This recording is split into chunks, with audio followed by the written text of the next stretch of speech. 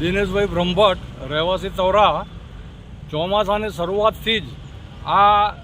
જાડેસર ચોકડીથી તવરા સુધીના રોડ બનવાનું જે પ્લાનિંગ થયેલું અને જે શરૂઆત કરેલી એ દરમિયાન અમે કલેક્ટરશ્રીને એક આવેદનપત્ર અહીંની તવરાથી માંડીને અને જાડેસર ચોકડી સુધીની સોસાયટીઓના તમામ પ્રમુખોએ આવેદનપત્રમાં સોસાયટીના સહી સિક્કા કરીને અને એમને આપવામાં આવેલું, જેમાં ઘણા બધા રોડ બનવા દરમિયાન ક્રિએટ થનારા પ્રોબ્લેમો લખેલા. એમાંથી અડધા સોલ્વ થયા, હજી અડધા થયા નથી, જેને કારણે અહીંની જનતાને તથા બહારથી આવનાર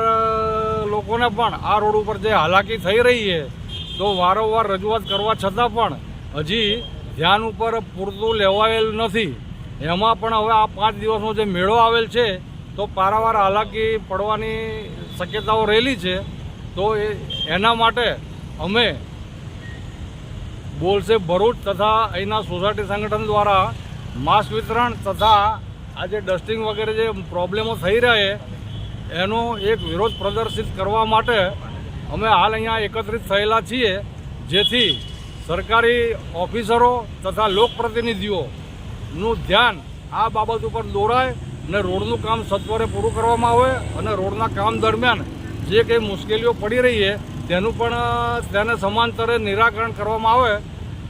તેવું અમે ઈચ્છીએ છીએ.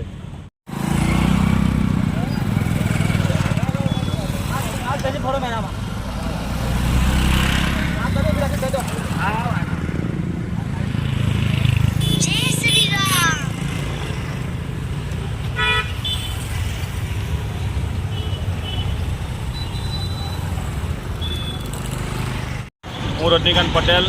આજે બોલસેટ ટીમના માધ્યમથી જે તવરા જે પૂર્વ પટ્ટી છે એ તમામ જે ગામના લોકો જે અસરગ્રસ્ત છે જે રોડને લઈને આજે અમે લોકોએ માસ્ક વિતરણનો કાર્યક્રમ રાખેલો છે, જેથી કરી જે સ્થાનિક લેવલના જે પ્રશ્નો છે એનું ટૂંક જ સમયમાં નિરાકરણ આવે તેને લઈને અમે લોકોએ સર્વે આજરોજ રોડ પર માસ્ક વિતરણ કરી અને દેખાવો કરી રહ્યા છે અને સમાજમાં એક મેસેજ આપી રહ્યા છે કે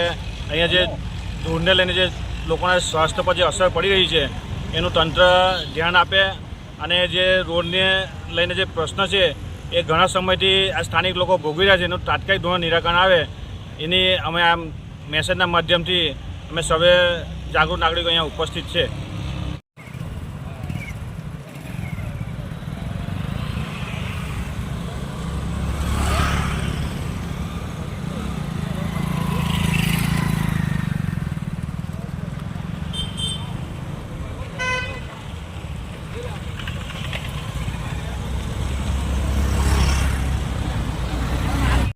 પટેલ જગદીશભાઈ, રહેવાસી તવરા, બોલશે ભરૂચ ટીમ સદસ્ય.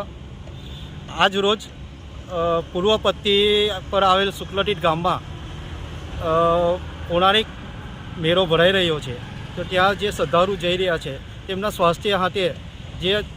રોડ ઉપર ડમરી ઉડી રહી છે એના લીધે નુકસાન ના થાય એના કારણે આજે બોલશે ભરૂચ ટીમ દ્વારા એક નાનો સરખો વિરોધ કાર્યક્રમ બી રાખવામાં આવ્યો છે માસ્ક વિતરણ કરી.